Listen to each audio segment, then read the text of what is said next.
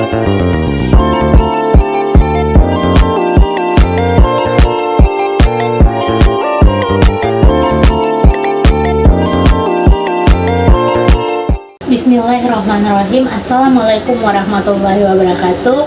And good afternoon. Hello guys, welcome to my YouTube channel. My name is Sakina.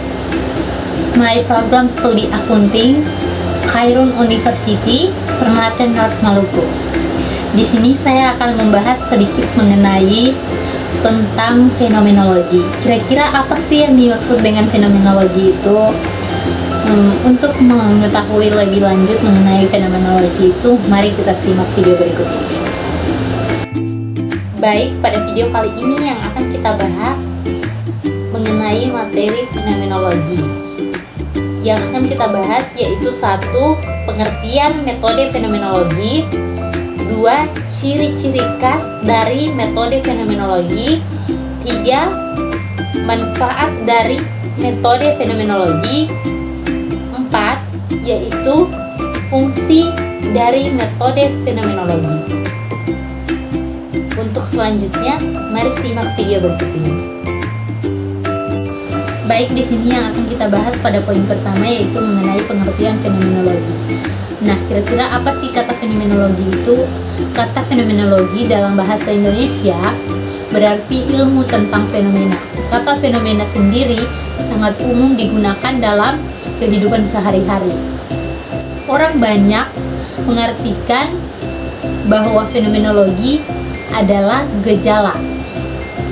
Kata fenomenologi sendiri terdiri dari 2 kata, yaitu fenomeno dan logos, yang artinya interpretasi logis dari suatu fenomena.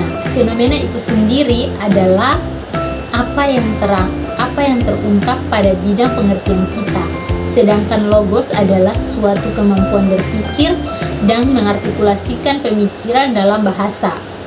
Dan kemampuan ini hanya dimiliki oleh manusia saja. Secara sederhana, fenomenologi bisa diartikan sebagai studi tentang pengalaman hidup seseorang atau metode untuk mempelajari bagaimana individu secara objektif merasakan pengalaman dan memberikan makna dari fenomena tersebut. Baik, langsung saja kita lanjut pada poin kedua, di mana pada poin kedua ini kita akan membahas mengenai metode fenomenologi. Kata metode dan metodologi seringkali dicampur adukan. Beberapa orang seringkali menganggap bahwa metode dan metodologi sama. Terkadang orang menggunakan istilah metode padahal yang dimaksudnya adalah metodologi. Nah, kata metodologi berasal dari kata Yunani, yaitu meta dan hodos. Secara harfiah berarti yang di seberang. Dalam konteks penelitian, metode berarti cara atau teknik atau cara pengumpulan data. Data yang terkumpul dianalisis untuk mendapatkan jawaban tepat atas suatu masalah yang sedang diteliti. Dalam penelitian kita mengenal beberapa cara dan teknik untuk mengumpulkan data atau informasi, yaitu dengan cara wawancara, kuesioner, observasi, survei. Jadi kata metodologi merujuk pada aktivitas yang ditujunya untuk memperoleh data. Jadi metodologi terkait dengan sikap dan pengertian kita tentang penelitian dan strategi yang kita pilih untuk menjawab pertanyaan penelitian. Metodologi juga sering dikatakan sebagai cara suatu penelitian yang dilakukan. Bermaksud di dalamnya adalah bagaimana cara memilih sampel, bagaimana mengumpulkan data, teori apa yang akan dipakai, bagaimana analisis dilakukan, bagaimana teks dibuat, alat apa yang akan digunakan. Baik, kita lanjut pada poin ketiga, di mana pada poin ketiga kali ini kita akan membahas ciri khas dalam metode fenomenologi. Adapun metode fenomenologi yang memiliki 5 ciri khas, yaitu antara lain sebagai berikut ini. 1. Deskriptif. Fenomenologi bersifat deskriptif, berarti bahwa analisis dan penafsirannya harus mengikuti gambaran dan ungkapan apa adanya seperti yang disampaikan oleh partisipan. Metode fenomenologi menggunakan data berupa cerita dan ungkapan dari partisipan. Jadi datanya bukan angka melainkan cerita dalam bentuk kata-kata. 2. Yaitu reduksi.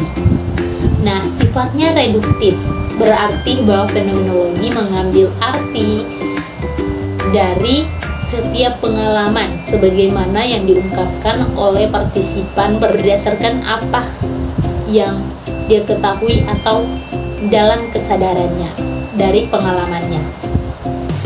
3. Mencari esensi. Ciri khas yang lain yaitu mencari esensi ada atau hakikat terdalam dari pengalamannya yang dihidupi.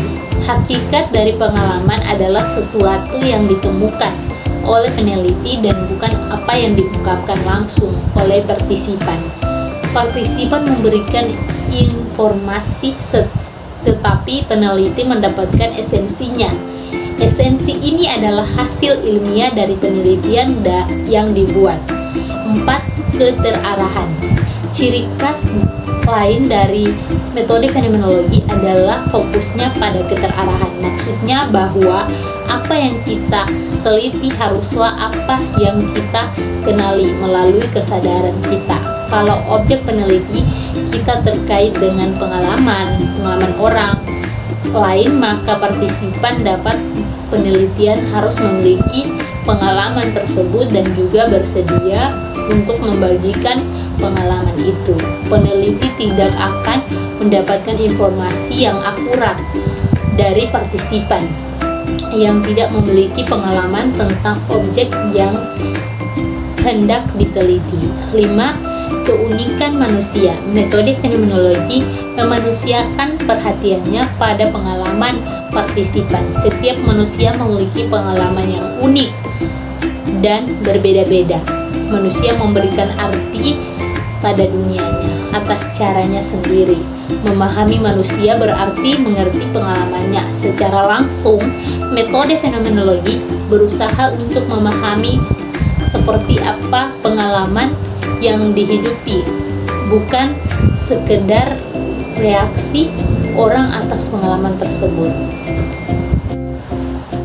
Baik, kita lanjut pada poin keempat, di mana pada poin keempat ini kita akan membahas manfaat dalam penggunaan metode fenomenologi. Ada beberapa manfaat dalam metode fenomenologi, yaitu yang pertama, 1. Menambah pemahaman. Metode fenomenologi membantu pengamatan dan pemahaman lebih dalam terhadap pengalaman individu atau kelompok. 2. Meningkatkan refleksi.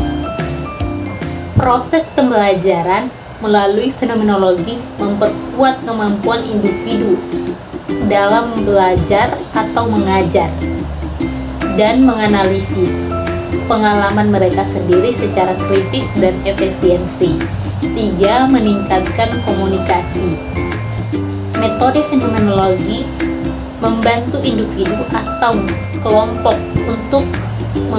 untuk belajar dan mengartikan pengalaman mereka dengan lebih baik.